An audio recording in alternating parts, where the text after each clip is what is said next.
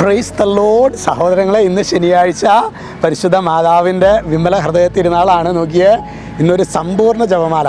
ഇന്നലെ നമ്മുടെ തിരുഹൃദയ വെള്ളിയാഴ്ചയിലായിരുന്നു. പലരും പറഞ്ഞു, അച്ഛൻ ഇന്നലെ വീഡിയോയിൽ പറഞ്ഞില്ലേ കുരിശിൻ്റെ വഴിയൊക്കെ ചൊല്ലി പ്രാർത്ഥിക്കണം. ഞങ്ങളങ്ങനെ തിരുഹൃദയ വെള്ളിയാഴ്ച കുരിശിൻ്റെ വഴിയൊന്നും ഉണ്ടായി. ആകെ കൂടി ആ വലിയ നോമ്പിലൊക്കെ ഇട ദിവസം ചിലപ്പോൾ ചെല്ലും. പിന്നെ ശരിക്കും പറഞ്ഞു കഴിഞ്ഞാൽ ദുഃഖ വെള്ളിയാഴ്ചയാണ് പിന്നെ കുരിശിൻ്റെ വഴി ചെല്ലുന്നത്. പക്ഷേ തിരുഹൃദയ വെള്ളിയാഴ്ച കുരിശിൻ്റെ വഴി, ഇന്നലെ കുരിശിൻ്റെ വഴിയൊക്കെ ചൊല്ലി പ്രാർത്ഥിച്ചപ്പോൾ അത് വലിയൊരു അനോയിൻറ്റിങ്ങിലേക്കും അഭിഷേകത്തിലേക്കും കർത്താവ് വഴി നടത്തിയെന്ന് പലരും അച്ഛനെ ഫോൺ ചെയ്ത് പറഞ്ഞു. ഹല്ലേലൂയ. അതൊക്കെ വലിയ ബ്ലെസ്സിങ് ആയിട്ട് മാറും. ഇനി ഇന്ന് സമ്പൂർണ്ണ ജപമാല, 4 ജപമാലകളാണ് അല്ലേ? ഏതൊക്കെ?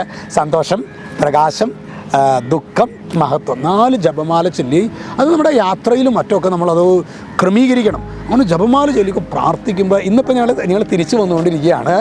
കണ്ടിന്യൂസ്, അതായത് മാഷായാലും അഖിലായാലും അച്ഛൻ ഞങ്ങൾ ശരിക്കും ജപമാല ചൊല്ലി പ്രാർത്ഥിക്കുമ്പോൾ ഞങ്ങൾ വർത്തമാനം പറയുന്നതിനേക്കാളൊക്കെ ഒരു അനോയിൻറ്റിങ് ആണ് ശരിക്കും ജപമാല ചൊല്ലി പ്രാർത്ഥിക്കുന്നത്. ഹല്ലേലൂയ. കാരണം എന്താണെന്നറിയാം, അതാണ് ഇന്നത്തെ വചനം. അതാണ് 145 സങ്കീർത്തനം 145:9. അവിടെ വചനം വെളിപ്പെടുന്നത് എങ്ങനെയാണ്?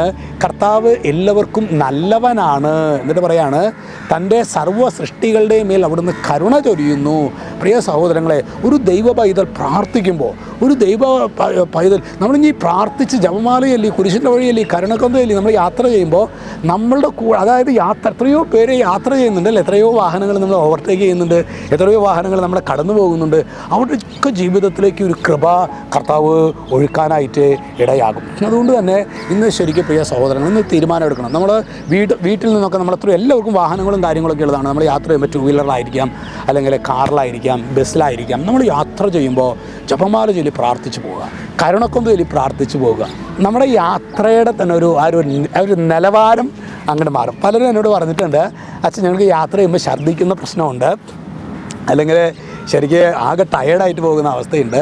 സഹോദരങ്ങളെ, ജപമാല ചൊല്ലി കരുണക്കൊന്ത ചൊല്ലി പ്രാർത്ഥിച്ചു പോകുമ്പോൾ പലരുടെയും ഈ ഒരു മേഖലയിൽ പലരുടെയും കർത്താവ് അത്ഭുതകരമായിട്ട് സൗഖ്യം നൽകുന്നതായിട്ട് പലരും ഞാൻ പറഞ്ഞു കേട്ടിട്ടുണ്ട്. ഹല്ലേലൂയ. അതുകൊണ്ട് പ്രിയ അതിനേക്കാൾ ഉപരിയായിട്ട് എൻ്റെ ഒരു വ്യക്തിപരമായ അനുഭവം, ഭയങ്കരമായൊരു ആനന്ദം. ഇപ്പോൾ നോക്കി, അച്ഛൻ കഴിഞ്ഞ ദിവസം വ്യാഴാഴ്ച ഞാനാണ് അവിടുന്ന് ഡ്രൈവ് ചെയ്ത് ഇവിടെ വരുന്നത്. ഒരു ക്ഷീണമില്ല.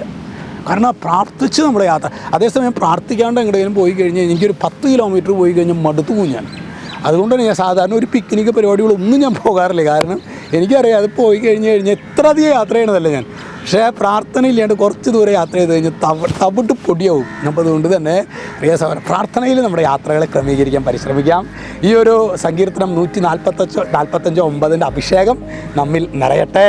രക്ഷിതാവായ യേശു ക്രിസ്തുവിൻ്റെ നാമത്തിൽ അനുഗ്രഹിക്കുന്നു, ഇപ്പോഴും എപ്പോഴും എന്നേക്കും. ആമേൻ.